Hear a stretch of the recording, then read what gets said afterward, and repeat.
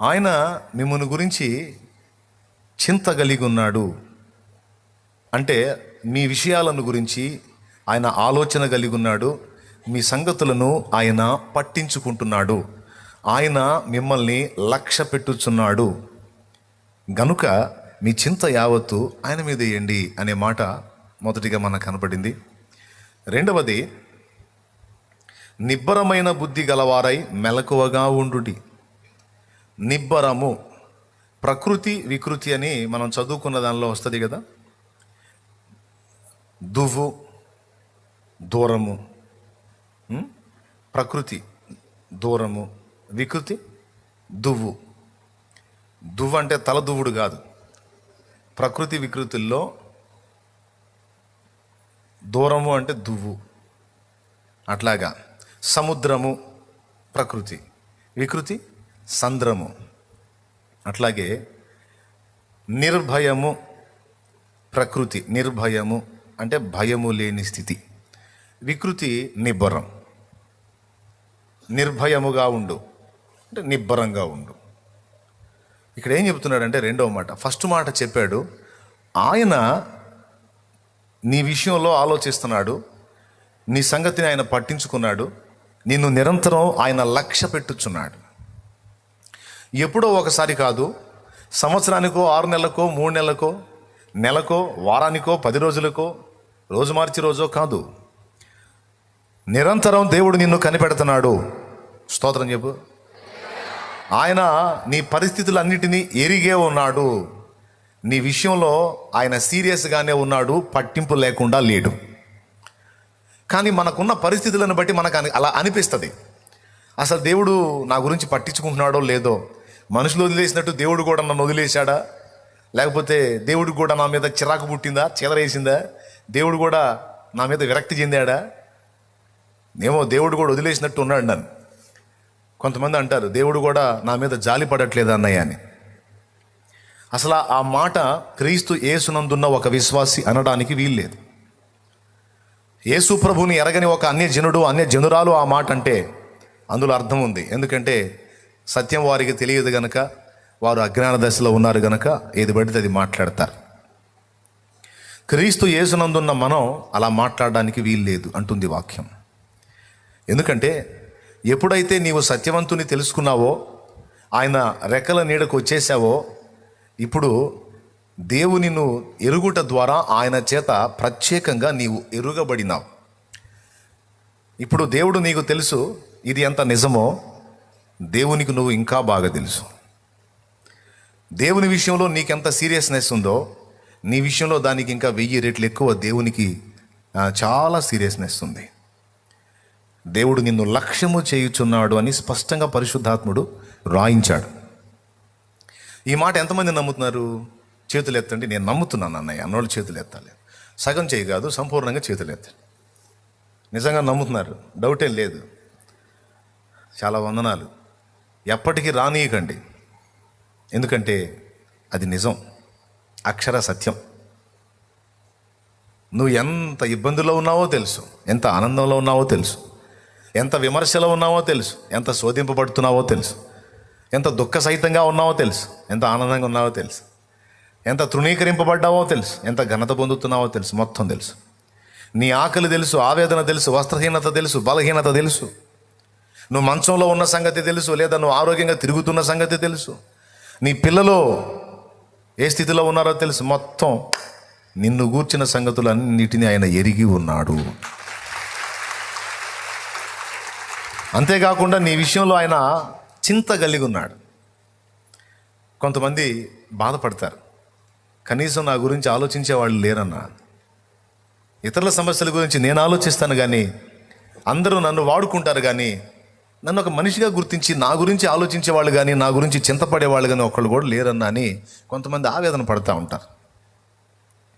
కొంతమంది భార్యలు భర్తల మీద చెబుతుంటారు, ఆయన కోసం అన్ని తిప్పలబడి చేస్తానన్నా, అసలు నా గురించి అసలు ఆలోచించడన్నా, అస్సలు పట్టించుకోడన్నా, నేను ఒక దాన్ని ఉన్నానన్న సంగతే పట్టించుకోడన్నా, నాకు ఒక మనసు ఉంది, నాకు ఒక ఆలోచన ఉంది, నాకు ఒక కోరిక ఉంది అన్నది ఏం పట్టించుకోడన్నా,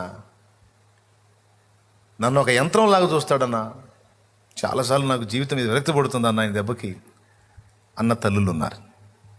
అలాగే పురుషుల్లో కూడా కొంతమంది ఏం బెదరు అసలు పట్టించుకోదా, కష్టపడి వెట్టి చాకిరి తీసుకొచ్చి డబ్బులు ఇస్తానా,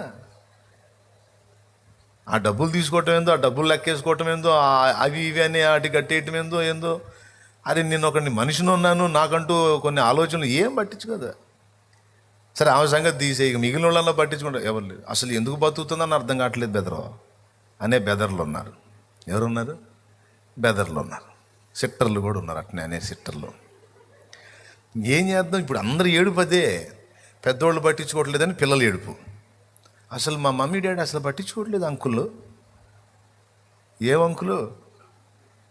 అసలు పట్టించుకోవట్లేదు అంకుల్. అసలు పెద్దోళ్ళేమో అసలు పట్టించుకుంటున్నారా మమ్మల్ని? కన్నాం, పెంచాం, పెద్ద చేసాం, అసలు ఆలోచిస్తున్నారా? తల్లి ఒకటి ఉందని, తండ్రి ఒకడు ఉన్నాడు. ఎవరినన్నా గదిలిచ్చు, ఏదో ఒక కోణంలో ఎవరో ఒకళ్ళ మీద ఏడవకుండా ఉన్నామా? నిజం చెబుతాం, జీవితంలో కనీసం ఒక్కసారన్నా ఇలా ఫీల్ అవ్వలేదా? నేను అయ్యా నాన్న అంటే యథార్థంగా చేయొద్దు, నేను ఆనందపడతా. ఎందుకంటే నేను చాలాసార్లు అటు ఫీల్ అయ్యా. ఈ లక్షణం నాకే ఉందా అందరికి ఉందా అనేది తెలుసుకుందాం వెళ్ళే. నువ్వు ఎప్పుడు అటు ఫీల్ కాలేదా తమ్ముడు? చేయత్తలేదు అయ్యావా? Very good. ఇందులో ఎవరు మినహాయింపు లేదు. ఎందుకంటే అందరికీ అలాంటి ఆలోచన ఉంటుంది. మనిషి సంఘజీవండి. తను ప్రేమ పొందుకునే వాళ్ళు కొంతమంది ఉండాలని కోరుకుంటాడు, తనను ప్రేమించే వాళ్ళు కూడా కొంతమంది ఉండాలని ఆశిస్తాడు. అది న్యాయం, మానవ నైజం. దేవుడు కూడా ఉంది ఈ తత్వం. ఆ తత్వం ఉంది కాబట్టి నిన్ను నన్ను సృష్టించుకున్నాడు. ఆయన ప్రేమ పొందటానికి మనం కావాలి, అంతేకాదు ఆయనను ప్రేమించడానికి కూడా మనం కావాలి.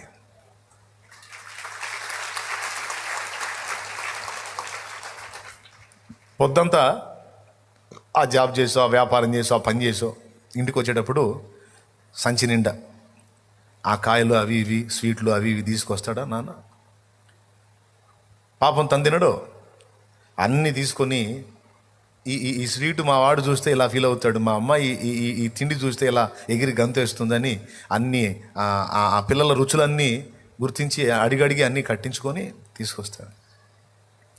తీసుకొచ్చి రేయ్ దాదా ఇదిగో చిట్టి తల్లి దా తల్లి ఇదిగోమ్మా అని పిలుస్తాడు. పరిగెత్తుకుంటూ వస్తారే నానొచ్చాడు. కొంతమంది డాడీ వచ్చాడు. కొంతమంది పప్పా వచ్చాడు, పప్పి వచ్చాడు అనుకుంటా పరిగెత్తుతారు.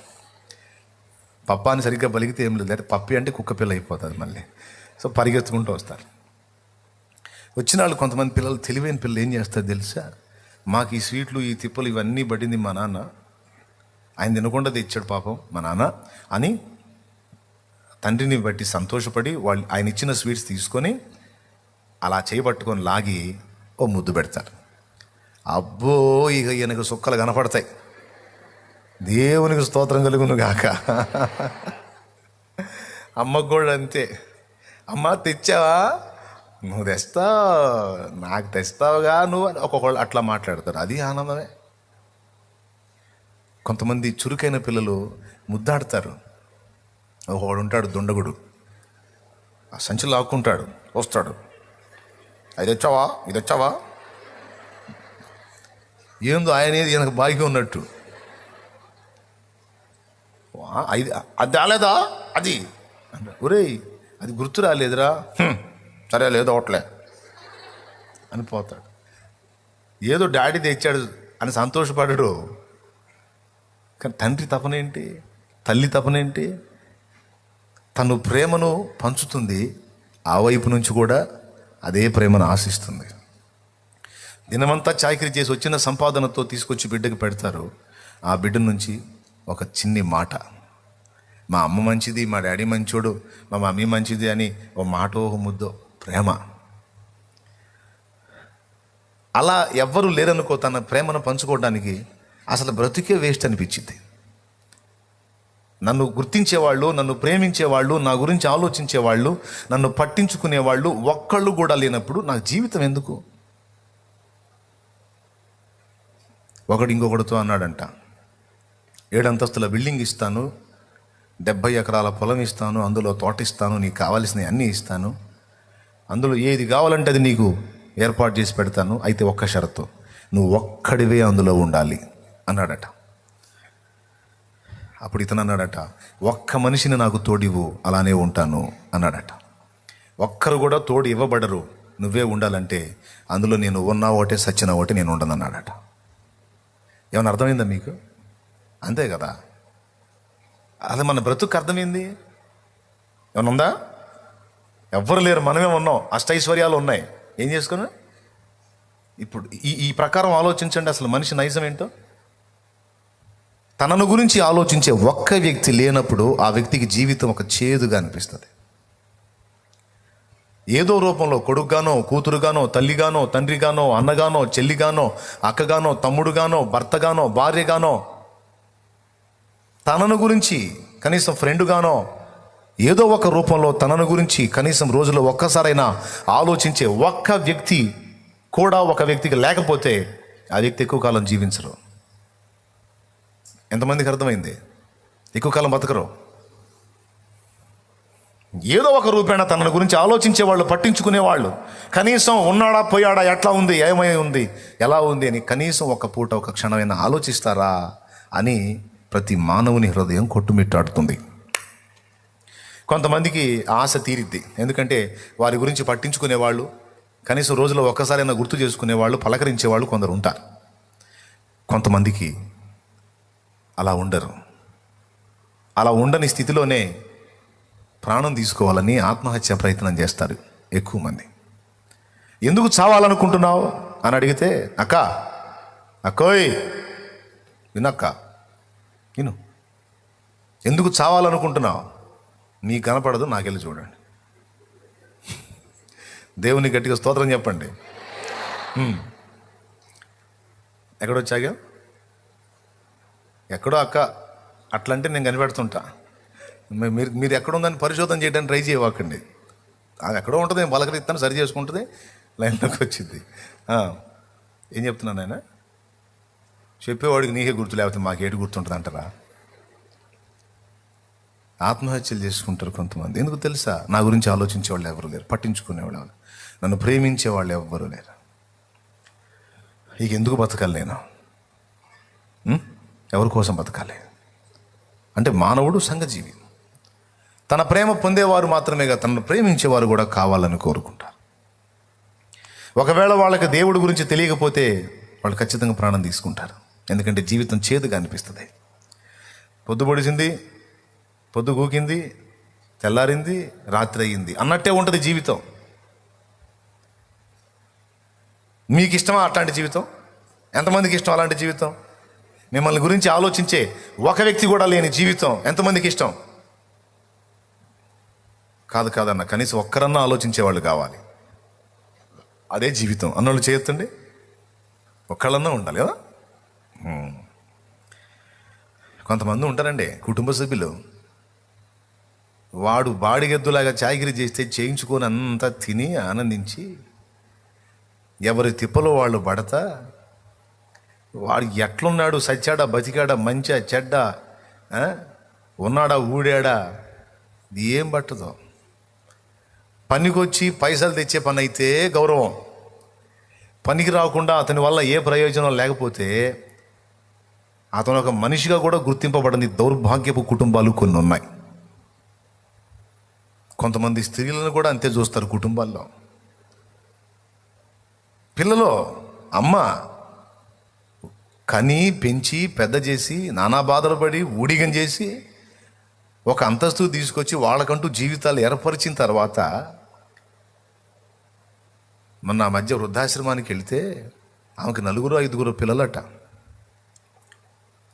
ఒకరిద్దరు కన్ను మూశారు, 3 ఏమో ఉన్నారు. నమ్మకంగా తెచ్చి ఆ వృద్ధాశ్రమంలో వదిలిపెట్టిపోయారు.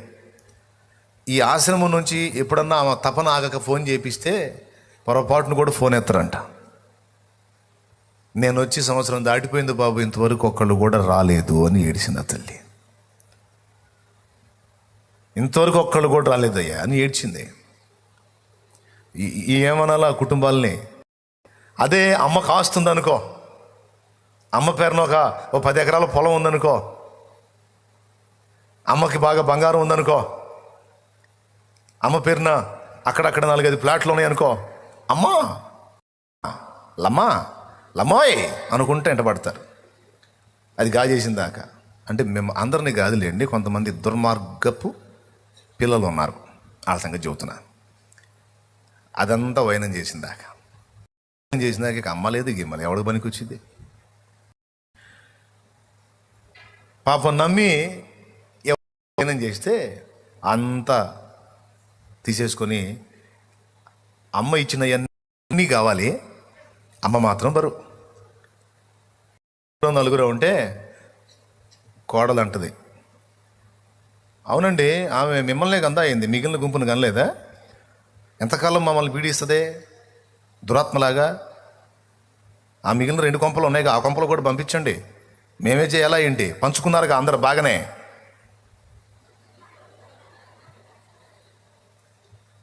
ఈ కనపడిద్ది, పెద్దోడా పోతాలేయా, రెండోవాడి దగ్గరికి పోతాలే. స్టార్టింగ్లోనే బిల్డప్ ఇస్తాడు, ఎందుకమ్మా ఏం వద్దులేవుడా అంటాడు.